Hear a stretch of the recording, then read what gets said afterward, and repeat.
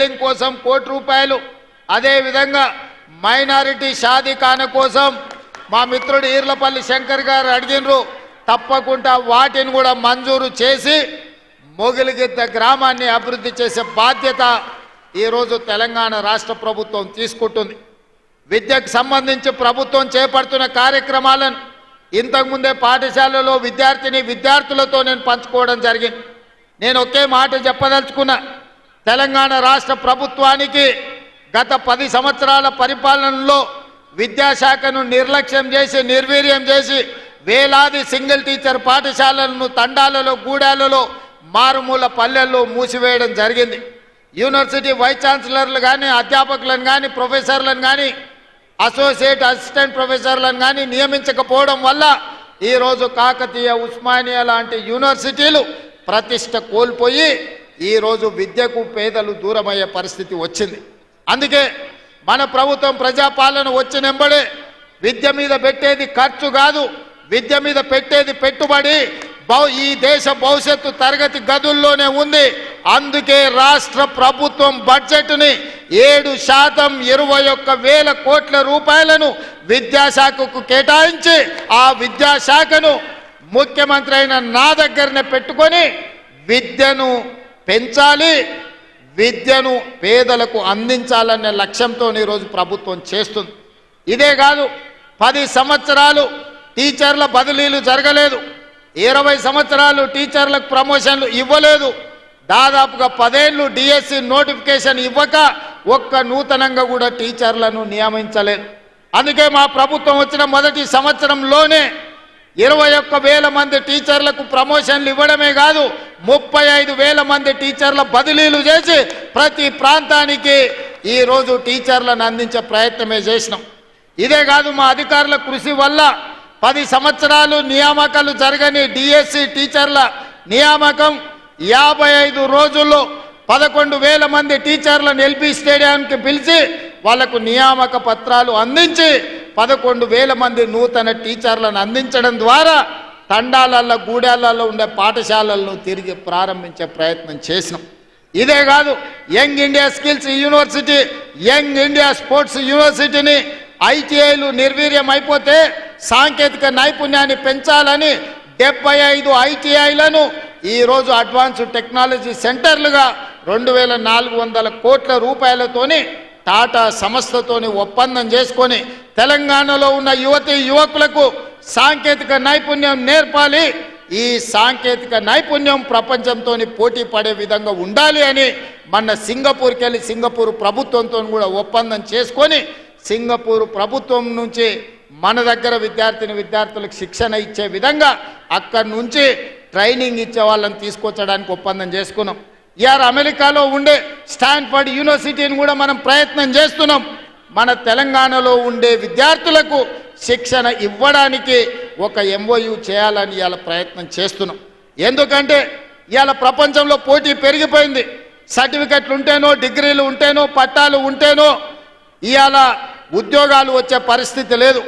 నీ పట్టా ఏదున్నా నీ నైపుణ్యం ఎంతున్నదని చెప్పి ఇవాళ పోటీ ప్రపంచం అడుగుతున్నది. అందుకే పట్టాలతో పాటు సాంకేతిక నైపుణ్యాన్ని పెంచాలి అని చెప్పి ఈరోజు ప్రభుత్వం నిరంతర కృషి చేస్తున్నది.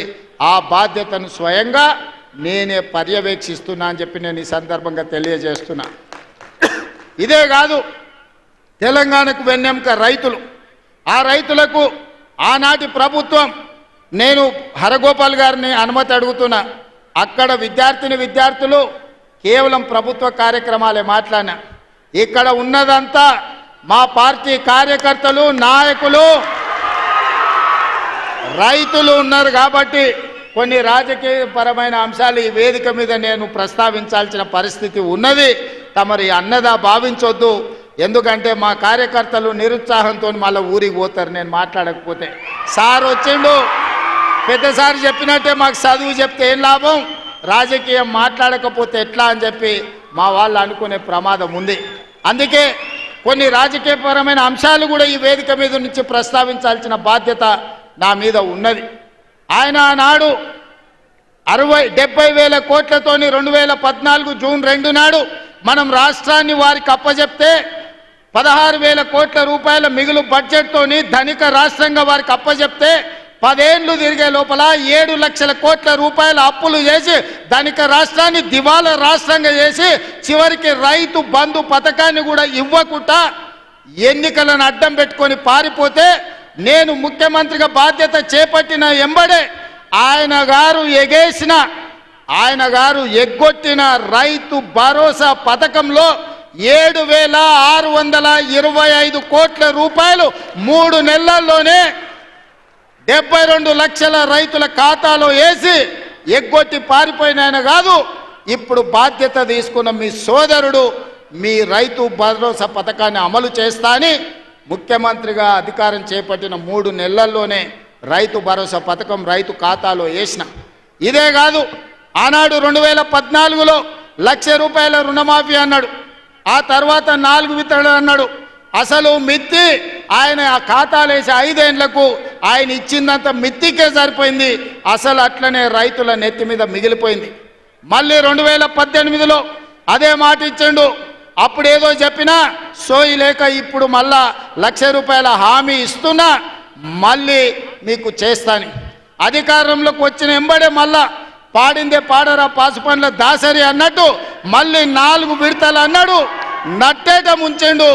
చివరికి ఆయన 2014 నుంచి 2023 డిసెంబర్ వరకు ఆయన రైతు రుణమాఫీ చేసింది 18,000 కోట్ల రూపాయలే. 2018 నుంచి 23 వరకు 11,000 కోట్ల రూపాయలు రైతుల ఖాతాలో వేస్తే అందులో 8,500 కోట్ల రూపాయలు మిత్తికే సరిపోయినాయి. ఆయన చేసిన రైతు రుణమాఫీ నికరంగా 3,000 కోట్ల రూపాయలే. కానీ మీ సోదరుడిగా, మీ బిడ్డగా, పాలమూరు బిడ్డగా, నల్లమల్ల అడవులో నుంచి వచ్చిన నేను ఒక రైతు బిడ్డగా 2 లక్షల రూపాయల రైతు రుణమాఫీ చేస్తా అని సరిగ్గా 60 రోజుల్లో 25,50,000 మంది రైతులకు 21,000 కోట్ల రూపాయలు 2 లక్షలు రుణమాఫీ చేసి ఇచ్చిన మాట నిలబెట్టుకొని మాట తప్పని మడమ తిప్పని పార్టీగా ఈరోజు 25,50,000 మంది రైతులకు 21,000 కోట్ల రూపాయల రైతు రుణమాఫీ చేసినాం. ఇవాళ రైతు రుణమాఫీ చేయలేదంటున్నాడు. నేను సూటిగా సవాలు విసురుతున్న చంద్రశేఖరరావు గారికి వేదిక మీద నుంచి, ఫామ్ హౌస్లో ఉండి వచ్చిన వాళ్ళకి జోలి చెప్పుడు కాదు, అసెంబ్లీకి రా, లెక్కలు చెప్తా. ఏ ఊర్లో, ఏ తండాలో, ఏ గూడెంలో ఏ రైతుకి ఎంత రుణమాఫీ చేసినో 25,50,000 మంది రైతుల వివరాలు శాసనసభలో పెడతా. 21,000 కోట్ల రూపాయలు ఎవరి ఖాతాలో వేసినో నేను లెక్క చెప్తా. నీకు చిత్తశుద్ధి, నీకు నిజాయితీ ఉంటే రా, వచ్చే అసెంబ్లీలో నువ్వు మాట్లాడు, అడుగు. అదేవిధంగా ఆనాడు నువ్వు 5,000 రూపాయలు సంవత్సరానికి రైతు బంధు కింద 10,000 ఇస్తే నేను ఎన్నికల్లో 15,000 ఇస్తా అని చెప్పిన. కానీ ఏ రోజు కూడా చంద్రశేఖరరావు గారు మనం అప్పుల్లో లేము, మనం ధనిక రాష్ట్రం, మన దగ్గర సంచుల కొద్దీ గుమ్మీల కొద్దీ రూపాయలు ఉన్నాయని అబద్ధాలు చెప్పిండు. వచ్చి చూస్తే గుమ్మీలు ఖాళీలు ఉన్నాయి, గుమ్మి కింద పందికొక్కులాగా కేసీఆర్ కుటుంబం మొత్తం తిని కూసున్నది. అయినా అధైర్యపడకుండా 15,000 బదులు ఆనాడు నువ్వు ఇచ్చిన 10,000 ఎగ్గొట్టిన 10,000 కాకుండా ఇవాళ 12,000 రూపాయలు సంవత్సరానికి రైతులకు ఇవ్వాలని రైతు భరోసా కార్యక్రమాన్ని జనవరి 26 తారీఖు నాడు ప్రారంభించుకున్నాం. మార్చి 31 లోపల ప్రతి ఎకరాకు వ్యవసాయ యోగ్యమైన భూమికి ఎకరాకు 6,000 చొప్పున మీ ఖాతాలో వేసే పూచి నాది అని నేను ఈ వేదిక మీద నుంచి చెప్పదలుచుకున్నా. ఆయన అంటుండు ఎగ్గొడతారని. నేను నీలాక మాట చెప్పి ఎగ్గొట్టేటోని కాదు. దళితులకు 3 ఎకరాలని ఎగ్గొట్టినావు, దళిత ముఖ్యమంత్రి అని ఎగ్గొట్టినావు, డబల్ బెడ్రూమ్ ఇండ్లు అని ఎగ్గొట్టినావు. ఇట్లా చెప్పుకుంటూ వెళ్తే 100 మాటలు ఇచ్చి ఎగ్గొట్టిన చరిత్ర నీది, పంగనామాలు పెట్టిన చరిత్ర నీది. చంద్రశేఖరరావు 10 ఏళ్ళు పరిపాలన చేసి ప్రజల దగ్గరకు పోతే డిసెంబర్లో అధికారం కోల్పోయినావు, జూన్లో డిపాజిట్లు కోల్పోయినావు పార్లమెంట్లో. ఇప్పుడు మెదడు కూడా కోల్పోయినట్టే ఉన్నాడు ఆయన, పెద్ద మంచి ఫామ్ హౌస్లో పండుకొని. డిసెంబర్లో ఆయన అన్నీ చెప్పిండు. ఆయన గుడిలు దర్గాలకు దస్తీలు కప్పిండు, గుడిలకు పోయి దండాలు పెట్టిండు. ఏడ పెట్టిన తెలంగాణ ప్రజలు 10 ఏళ్ళు పెట్టిన ఆయన అరగోసకు ఇవాళ ఆయన గుణపాఠం చెప్పి ప్రభుత్వాన్ని దించిండ్రు. అట్లే అబద్ధాలు చెప్తే పార్లమెంట్లో గుండు సున్నా ఇచ్చిండ్రు, ఆయన గాడిద గుడ్డి ఇచ్చిండ్రు. అయినా బుద్ధి మారలే. 14 నెలల నుంచి అంట ఆయన ఫామ్ హౌస్లో వండుకొని గంభీరంగా చూస్తుండంట. ఎవరిని చూస్తున్నావా గంభీరంగా?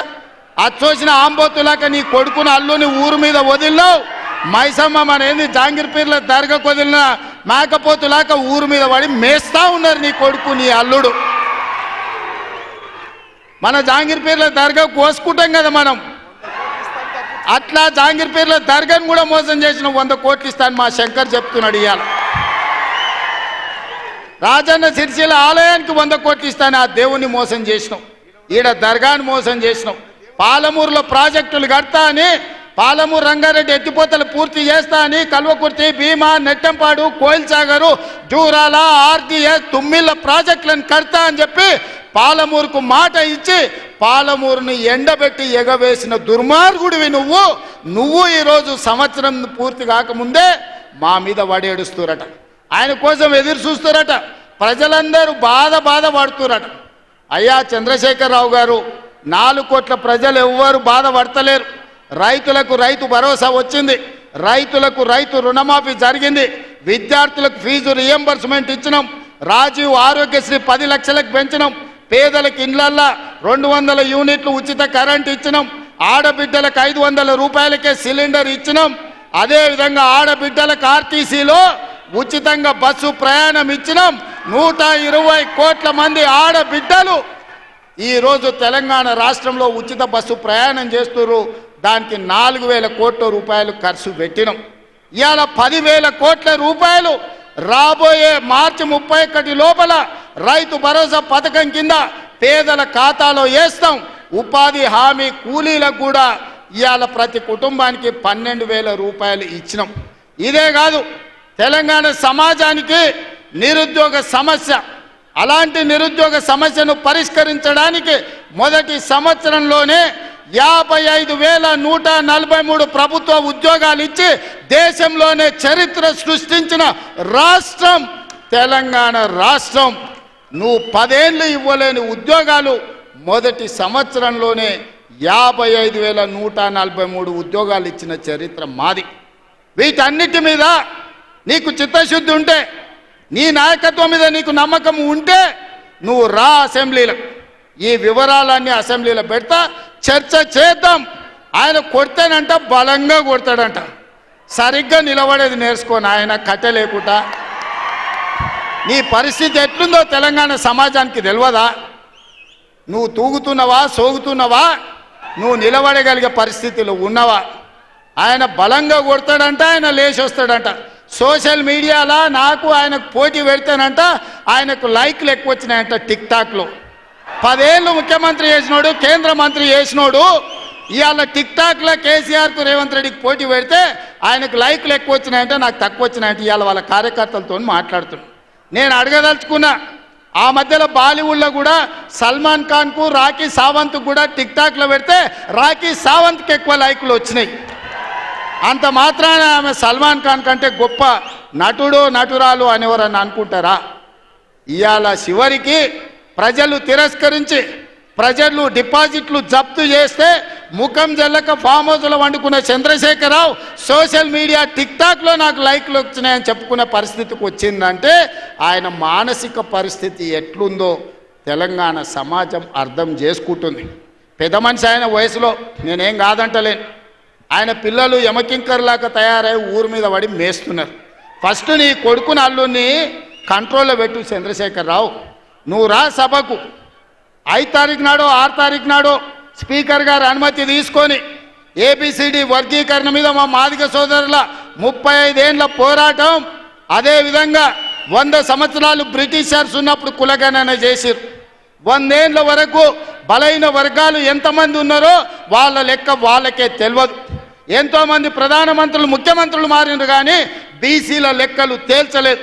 కానీ భారత్ జోడోలో రాహుల్ గాంధీ ఇచ్చిన మాట ప్రకారం ఈరోజు కాంగ్రెస్ పార్టీ బీసీల లెక్కలు తేల్చింది, ఇంటింటికి పోయింది, లెక్క కట్టింది. రాబోయే 2 తారీఖు నాడు బీసీ కులగణన నివేదిక రాబోతుంది. అదేవిధంగా మాదిగల వర్గీకరణ మీద కూడా జ్యుడిషియల్ కమిషన్ నివేదిక ఇవ్వబోతుంది. ఫిబ్రవరి మొదటి వారంలో అసెంబ్లీలో బీసీ కులగణన మీద, అదే విధంగా మాదిగల వర్గీకరణ మీద సభను పెట్టబోతున్నాం. నీకు చేతనైతే చిత్తశుద్ధి ఉంటే సభకు రా, చర్చ చేద్దాం. నువ్వా మేమా తేల్చుకుందాం. నీ ఫామ్ హౌస్లో నీ వంది మాగదులను, నీ భజన చేసేటోళ్లను నువ్వు వాళ్ళను జమేసుకొని వాళ్ళ ముందల పొంకనాలు కొట్టకు. చంద్రశేఖరరావు, నువ్వు కాలం జల్లిపోయిన 1000 రూపాయల నోటువే. ఆ నోటు పెట్టుకుంటే ఎవడైనా జైలుకే వెళ్తాడు. ఒకప్పుడు 1000 రూపాయలకు చాలా విలువ ఉండే 1000 నోటుకి. అవునా? 1000 నోట్లు ఉన్నాయంటే ఆయన మునగాని కింద చూసేది. ఇప్పుడు 1000 నోట్ల రూపాయలు ఉన్నాయంటే తీసుకుపోయి బొక్కలేస్తారు. చంద్రశేఖరరావు గారు కూడా రద్దయిపోయిన 1000 రూపాయల నోటు. ఇంకా దానికి విలువ లేదు. తెలంగాణ సమాజంలో నిన్ను అడిగేటోళ్ళు లేరు. చంద్రశేఖరరావు, నువ్వు ఫామ్ హౌస్లో ఉండి ప్రజలతో నీకు బంధం తెగిపోయినట్టుంది. ప్రజలు ఏం ఆలోచన చేస్తున్నారో చూడు. రైతులకు రైతు భరోసా అందింది. ఇది నా జవాబు లెక్కలు అసెంబ్లీలో చెప్తా. రైతులకు 21,000 కోట్ల రూపాయల రుణమాఫీ జరిగింది. రైతులకు వడ్ల కోసం 500 రూపాయల బోనస్ ఇచ్చినాం. రైతులకు వ్యవసాయానికి 24 గంటలు ఉచిత కరెంట్ ఇచ్చినాం. రైతులకు 200 యూనిట్లు ఇంట్లో ఇవాళ ఉచితంగా ఇస్తున్నాం. ఆడబిడ్డలకు బస్సు ఉచితం ఇచ్చినాం. ఆడబిడ్డలకు 500 రూపాయలకు సిలిండర్ ఇచ్చినాం. ఇవాళ యువకులకు 55,143 ఉద్యోగాలు ఇచ్చినాం మొదటి సంవత్సరంలో. ఒకవేళ మమ్మల్ని అభినందించడానికి నీకు మనసు రాకపోతే అదే ఫామ్ హౌస్లో అట్లే వండుకొని ఉండు. నిన్నెవ్వరు అడుగుతలేరు, కడుగుతలేరు, కొడతలేరు. కాబట్టి ఇవాళ ఇన్ని రకాల సంక్షేమ కార్యక్రమాలు ముందుకు తీసుకొని వెళ్తున్నాం. చంద్రశేఖరరావు గారు, నువ్వు రా అసెంబ్లీకి. ఎందుకంటే నాకు గద్దర్ ప్రోగ్రాం ఉంది, ఇంకా చాలా విషయాలు చెప్పాలి. ఎల్పి ఇప్పుడు ఇవాళ రవీంద్ర భారతిలో గద్దర్ గారి కార్యక్రమం ఉంది. అర్జెంటుగా నేను బయలుదేరాల్సి వస్తుంది. కాబట్టి మిగతా వివరాలు గద్దర్ వేదిక మీద చెప్తా, ఆ తర్వాత అసెంబ్లీలో చెప్తా.